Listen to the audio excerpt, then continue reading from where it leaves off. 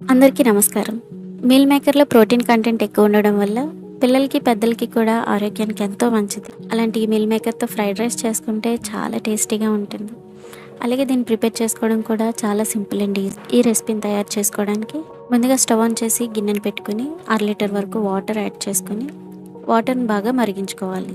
Water ఇలా మరుగుతున్న టైంలో 1 టీ స్పూన్ ఉప్పు, 1 కప్ సోయా చంక్స్ యాడ్ చేసుకుని ఒకసారి బాగా మిక్స్ చేసుకోవాలి. సోయా చంక్స్ వేసిన తర్వాత 1 నుంచి 2 నిమిషాల తర్వాత మనకి ఇలా పొంగొచ్చినప్పుడు స్టవ్ ఆఫ్ చేసుకుని పక్కకు దించేసుకోవాలి. ఇప్పుడు ఒక స్ట్రైనర్ తీసుకుని ఇందులో ఉన్న వాటర్ అన్నీ కూడా డ్రైన్ అవుట్ చేసుకోవాలి. అలాగే ఒక మ్యాషర్తో ఇంకా ఎక్సెస్ ఉన్న వాటర్ అన్నీ కూడా డ్రైన్ అవుట్ చేసుకోవాలి. మనం డీప్ ఫ్రై చేస్తాం కాబట్టి ఇందులో ఏమన్నా వాటర్ ఉండిపోతే కనుక మనం ఆయిల్లో వేసినప్పుడు పేలిపోయే ఛాన్స్ ఉంటుంది. కాబట్టి ఇవి కొద్దిగా చల్లారిన తర్వాత చేతితోటి మొత్తం ఎక్సెస్ ఉన్న వాటర్ అన్ని కూడా స్క్వీజ్ అవుట్ చేసుకోవాలి. ఇలా స్క్వీజ్ అవుట్ చేసుకున్న సోయా చంక్స్ అన్నీ కూడా వేరొక మిక్సింగ్ బౌల్లోకి యాడ్ చేసుకుని ఇందులో 2 టీ స్పూన్ల మైదా, 2 టీ స్పూన్ల కార్న్ఫ్లోర్, 1 టీ స్పూన్ కారం, 1/2 టీ స్పూన్ ధనియాల పొడి, 1/2 టీ స్పూన్ వేయించిన జీలకర్ర పొడి యాడ్ చేసుకుని వాటర్ యాడ్ చేయకుండా ఇందులో ఏమన్నా రిమైనింగ్ వాటర్ ఉంటే వాటితోనే మిక్స్ చేసుకోవాలి. ఇలా పొడి పొడిగా అనిపిస్తే కనుక 1 టేబుల్ స్పూన్ వాటర్ని యాడ్ చేసుకుని ఈ వీడియో క్లిప్లో చూపిస్తున్న విధంగా ప్రతి మీల్ మేకర్కి కూడా బాగా మసాలా పట్టేలాగా మిక్స్ చేసుకోవాలి. ఇప్పుడు స్టవ్ ఆన్ చేసి కడాయి పెట్టుకుని డీప్ ఫ్రైకి సరిపడా ఆయిల్ని హీట్ చేసుకోవాలి.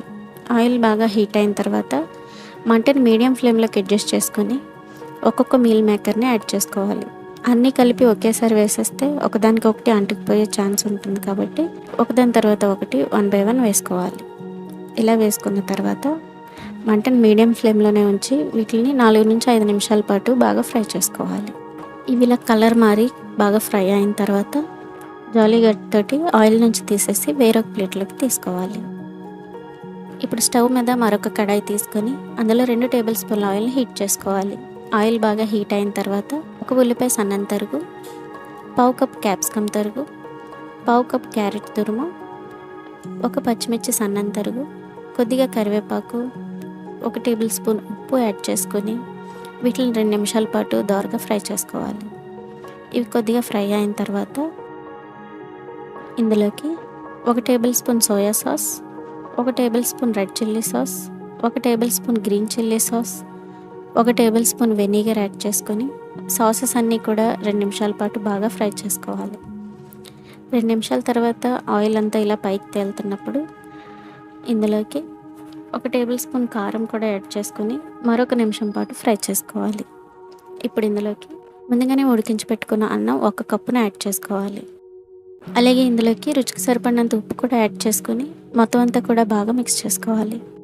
ఇలా మిక్స్ చేసుకున్న తర్వాత ఇందులోకి ముందుగానే ఫ్రై చేసి పెట్టుకున్న సోయా చంక్స్ అలాగే తరిగిన కొత్తిమీర యాడ్ చేసుకొని మొత్తం అంతా కూడా మరొకసారి బాగా మిక్స్ చేసుకోవాలి.